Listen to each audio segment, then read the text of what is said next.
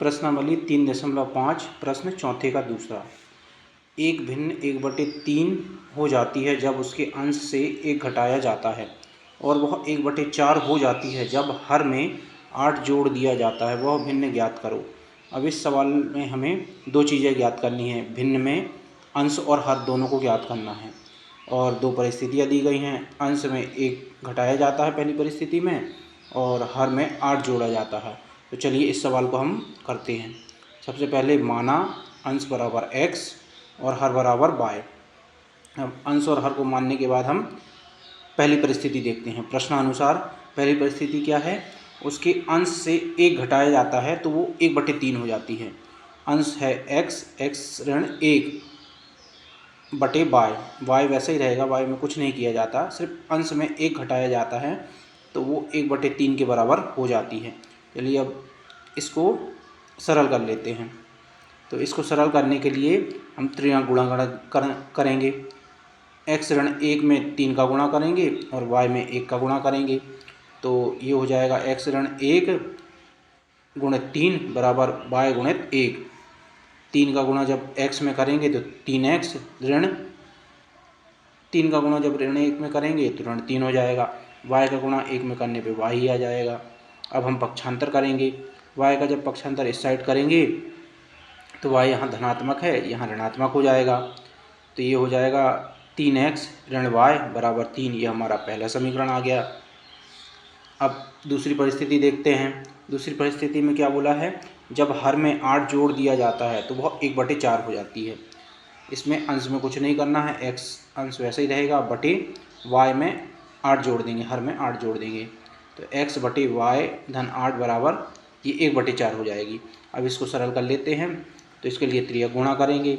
x का गुणा 4 में करेंगे और y धन 8 का गुणा 1 में करेंगे। x गुणित 4 बराबर y धन 8 गुणित 1। x का गुणा 4 में करने पे 4x हो जाएगा, और y धन 8 का गुणा 1 में करने पे y धन 8 ही रहेगा। अब पक्षांतर कर लेते हैं। y का पक्षांतर जब इस साइड करेंगे तो y यहाँ धनात्मक है, इस साइड आएगा तो ऋणात्मक हो जाएगा।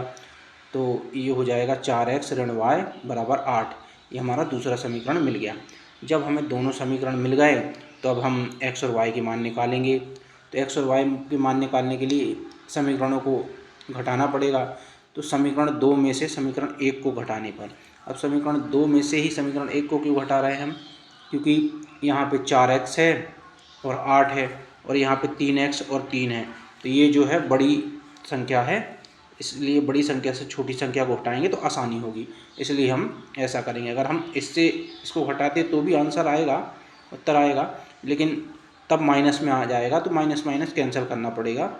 तो इसलिए हम बड़ी संख्या में से छोटी संख्या को घटाएंगे तो धनात्मक ही हमें मिलेगा और हमारा एक स्टेप कम हो जाएगा। तो समीकरण 2 में से समीकरण 1 को घटाने पर, समीकरण 2 लिखा हमने 4x ऋण y बराबर 8। समीकरण 1 है 3x ऋण y बराबर 3। इसमें ऋण का गुणा करेंगे क्योंकि घटा रहे हैं, तो ऋण का गुणा जब 3x में होगा तो ऋण 3x हो जाएगा। ऋण y में जब ऋण का गुणा होगा तो धन y हो जाएगा, और ये 3 में ऋण का गुणा होगा तो ऋण 3 हो जाएगा। तो इस प्रकार ये आ जाएगा ऋण 3x धन y बराबर ऋण 3। तो अब हम इन दोनों समीकरणों की तुलना करते हैं। 4x ऋण y बराबर 8 और ऋण 3x धन y बराबर ऋण 3। अब इसमें 4x है, 4x में से ये विपरीत चिन्ह है ऋण 3x, तो घट जाएगा। तो 4x में से 3x घटेगा तो x बचेगा, और चिन्ह लगेगा बड़ी संख्या का। बड़ी संख्या है 4, तो 4 के आगे धनात्मक है तो धन ये हो जाएगा। अब यहाँ पर ऋण y है, यहाँ पे धन y है, दोनों कट जाएंगे, कैंसिल हो जाएगा।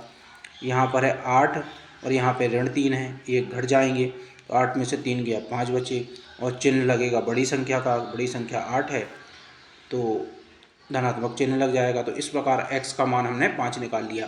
जो अंश है हमारा 5 आ गया। अब अंश निकालने के बाद अब हम हर निकालेंगे।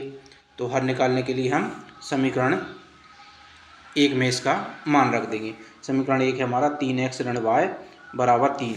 इसमें x का मान रखेंगे तो 3x क्या है हमारा 5 है, गुणित 5 ऋण y बराबर 3। 3 का गुणा 5 पे करने पे 15 आया, ऋण y बराबर 3। अब पक्षांतर करेंगे। ये 3 का पक्षांतर जब इस साइड करेंगे तो यहाँ 3 धनात्मक है, यहाँ 3 ऋणात्मक हो जाएगा। y यहाँ ऋण y है तो यहाँ आएगा तो धनात्मक हो जाएगा। इस प्रकार हो जाएगा 15 ऋण 3 बराबर y। तो 15 में से 3 गया 12 बचा, y बराबर 12। इस प्रकार y का मान 12 आ जाएगा और हमने y का मान 12 निकाल दिया। इस प्रकार वो भिन्न हो जाएगी 5/12। x और y दोनों का मान निकालने के बाद अब हम अपना उत्तर चेक भी कर लेते हैं कि हमारा उत्तर सही है कि नहीं है। तो पहली परिस्थिति देखते हैं। पहली परिस्थिति में क्या बोला था कि अंश में 1 को घटाने पे वो संख्या 1/3 हो जाती है। तो अभी संख्या क्या है 5/12 है। तो 5/12 में अंश में अगर 1 घटा दिया जाए तो 5 में से 1 गया तो 4, तो ये हो जाएगी 4/12 और 4/12 को काटेंगे तो 4 तिया 12 1/3 हो जाएगा। तो ये पहला हमारा सही होता है। अब दूसरी परिस्थिति में इसको रख के देख लेते हैं। दूसरी परिस्थिति में बोल रहा है कि हर में 8 जोड़ दिया जाए तो वह 1/4 हो जाएगी। तो हर तो 5/12 इसमें हर है 12, 12 में अगर 8 जोड़ दें तो 12 8 20 हो गया। तो ये 5/20 हो जाएगा। तो 5/20 को जब सरल करेंगे हम तो ये 1/4 हो जाएगा। तो इस प्रकार हमने अपने उत्तर की जांच भी कर ली कि हमारा उत्तर सही है। ओके।